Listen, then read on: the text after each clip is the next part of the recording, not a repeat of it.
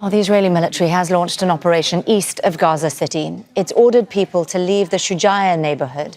Now, earlier, Israeli forces targeted that area, killing at least 8 Palestinians. Families have been fleeing as the bombardment there intensifies. At least 40 people have been injured. Homes were also damaged in the attack, with crews rescuing people from the rubble of destroyed buildings, and others remain missing. Well, meanwhile, in northern Gaza, 3 Israeli airstrikes have targeted the crowded Jabalia refugee camp. At least 32 Palestinians were killed in attacks there on Wednesday. You recall, Israeli ground troops pulled out of the camp earlier this month after weeks of fighting. We were sitting at home and we heard an explosion near us. We went out and found body parts thrown around everywhere. A group of civilians who had no connection to any military was targeted. Body parts were thrown here and there. Well, let's speak to our correspondent on the ground, Hani Mahmoud. He joins us now from Deir el-Balah, that's in the central part of the Gaza Strip. Hani, talk us through what we're seeing, especially in the north there, and these huge, huge numbers of people who are being forced to move yet again.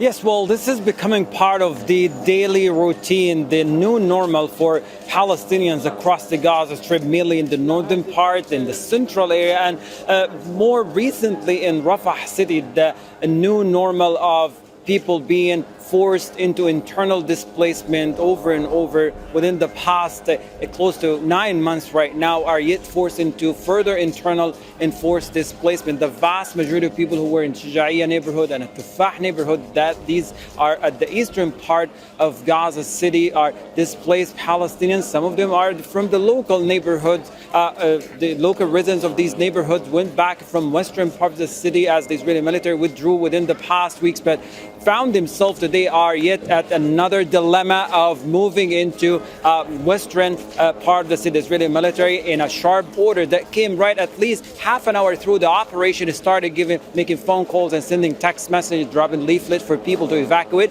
Already people caught in the line of fire. Some of the families are still trapped in areas that are able to leave, given the dense presence of quadcopter surveillance drones and the heavy artillery that non-stop for the past couple hours. 15 people reported killed and close to 100 of critically injured, and the operation continues.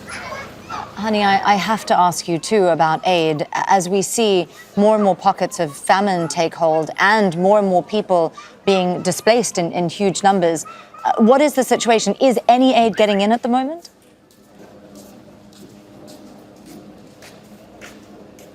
Well, absolutely negative. What we're seeing so far coming into Gaza Strip is the commercial trucks, and that takes place after long coordination process with the Israeli side, but also the number of the trucks for the commercial sector is quite limited, and just giving the situations across the Gaza Strip. Don't forget, for the past 8 months, people haven't been on a payroll. They did not receive anyway. There's financial problems here. People don't have the financial capabilities to go to the market and buy goods that are now double and triple and 10 times the prices of what they used to be pre-October 7th. There are very difficult conditions created on the ground, and the fact that there is ongoing displacement happening, the further enforced displacement from one place to another, is very pricey for people. It costs them a lot, because every time they move to an area, they end up getting some of the stuff that they think it's going to stay with them for at least a month or 2 months, and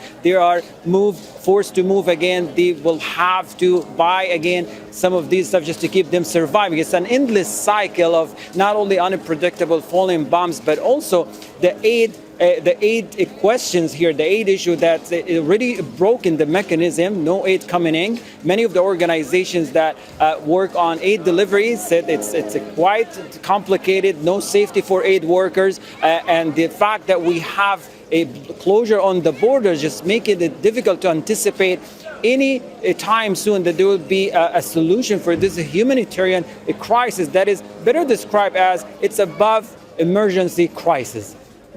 Hani Mahmoud there reporting for us from the ground from Deir el-Balah in central Gaza. Thank you, Hani. Make sure to subscribe to our channel to get the latest news from Al Jazeera.